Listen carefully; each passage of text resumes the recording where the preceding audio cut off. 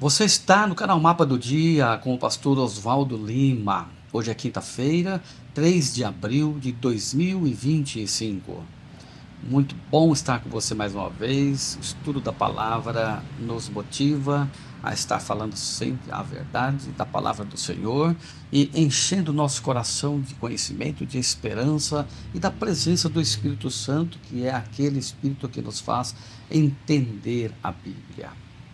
Falando sobre a Bíblia, o tema de hoje estuda sobre profecias e dentro da profecia Deus resolve se comunicar numa linguagem indireta, que quer dizer uma linguagem onde ele fala em símbolos e às vezes de maneira literal. Por que Deus escolhe falar com o profeta em algumas circunstâncias, na hora de falar de profecias, usando uma linguagem simbólica? Em outros momentos, uma linguagem literal. Quais as razões que existem por trás disto? Bom, devem existir diversas razões, mas as mais comuns e as mais comentadas, entre elas está o fato de que Deus quis preservar o conteúdo do livro e o próprio livro a salvo. Quando ele fala para Daniel e quando ele fala para João, ele está usando uma linguagem às vezes simbólica e às vezes literal, com a intenção de preservar da violência e proteger o livro da perseguição que os povos e as nações trariam. Por quê? Na linguagem simbólica, o profeta transmite o conteúdo e quem não entende a profecia, quem não se aprofunda no conhecimento da Bíblia, pode pensar em outras coisas que não seja realmente o fato. Na linguagem profética do livro de Daniel e do livro de Apocalipse, nações e povos são mencionados claramente. E como se tratam de eventos finais, também envolvem eventos de julgamento. Deus profere sentenças de julgamento contra algumas nações. Se essas nações soubessem que elas estavam sendo julgadas por Deus e acusadas por esse livro de fracasso, fatalmente elas iriam destruir o livro e o profeta. No caso de Daniel, ele está na escravidão, está lá na província da Babilônia e depois dos Médios e Persas, e algumas profecias dadas para Daniel se referem a nações, inclusive começando por Babilônia, como aquela visão da estátua de Daniel 2. Cada parte do corpo da estátua simbolizava um reino e uma nação. A principal e a primeira era a cabeça de ouro, que simbolizava a própria Babilônia. Tanto é que quando Daniel dá a interpretação do sonho, dizendo que cada parte dos reinos, um ia suceder ao outro, o ouro, depois a prata, depois o bronze, o ferro por final, e o barro, o próprio rei Nabucodonosor distorce a interpretação dada por Daniel e ele assume o protagonismo de que ele quer ser a estátua inteira. Por isso ele constrói a estátua toda de ouro e ainda exige que os súditos se prostrem diante da estátua e adorem a estátua e de maneira indireta a ele, que era o governador que estava dando a ordem. Então, de qualquer forma, é preciso a gente pegar a pista da Bíblia, deixada pela própria Bíblia, para saber quando é literal e quando é profético, e não nos confundirmos.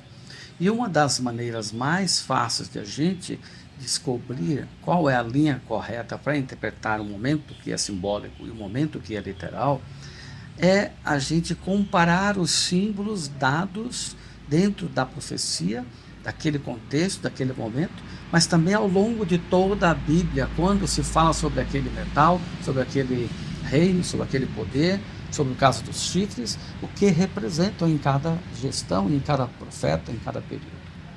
Assim sendo, a gente pode ter aqui um vislumbre, Daniel 7, verso 7, por exemplo. Quando continuava olhando, nas visões da noite, apareceu o quarto animal, terrível, espantoso e muito forte. Tinha grandes chifres, grandes dentes de ferro, devorava, fazia em pedaços, pisava com os pés o que sobrava.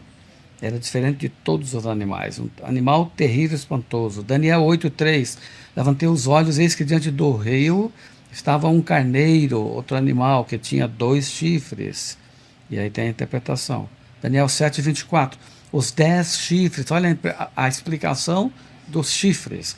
Os 10 chifres correspondem a 10 reis que se levantarão daquele reino. Aqui, a linguagem é simbólica.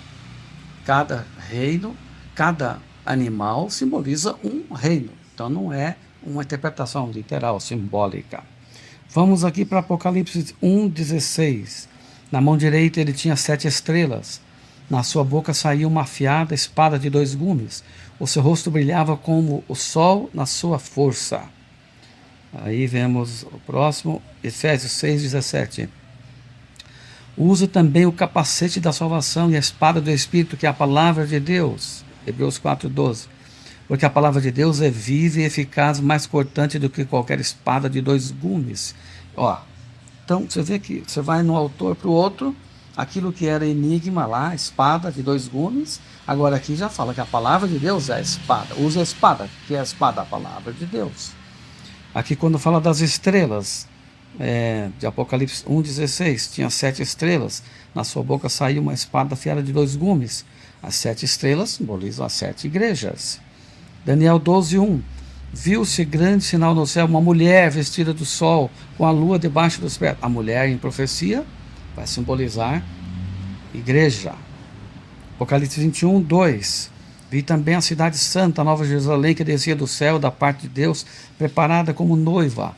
A cidade é literal, a linguagem é figurada, noiva, adornada. E Jeremias 6:2. Deixarei em ruínas a formosa, delicada filha de Sião. Então assim nós encontramos, chifres simbolizam poder político ou nação. Espada representa a palavra de Deus. A mulher refere-se à igreja. A própria Bíblia vai fornecendo a chave da interpretação para que a gente não fique confuso. E o que não tem interpretação figurada, ela vai ser literal. Bom, espero que a lição possa ter feito sentido. Essa é uma das chaves, é um dos segredos da interpretação profética. E a gente tem que orar a Deus, ao Espírito Santo, para pedir sabedoria para não fazer interpretações equivocadas. E, acima de tudo, orar ao Espírito Santo e conversar com pessoas que já estudam e pesquisam a Bíblia há muito tempo, que eles já têm a pista profética para nos dar e nos explicar aquilo que a gente não consegue entender sozinho. Mesmo que alguns símbolos e profecias sejam difíceis de compreender, como podemos nos concentrar no que já conseguimos entender? Como isso pode fortalecer a nossa fé? É simples. Eu não preciso entender tudo para poder crer e basear a minha fé. Eu preciso aceitar as interpretações bíblicas e ser feliz. Que Deus te abençoe, que essa chave preciosa possa te ajudar também na leitura da Bíblia. Vamos orar. Pai, nos dá sabedoria ao estudar as profecias, para não falar de nós mesmos, mas deixar que a própria Bíblia fale ao nosso coração. Em nome de Jesus, amém. Eu sigo o mapa do dia. E você?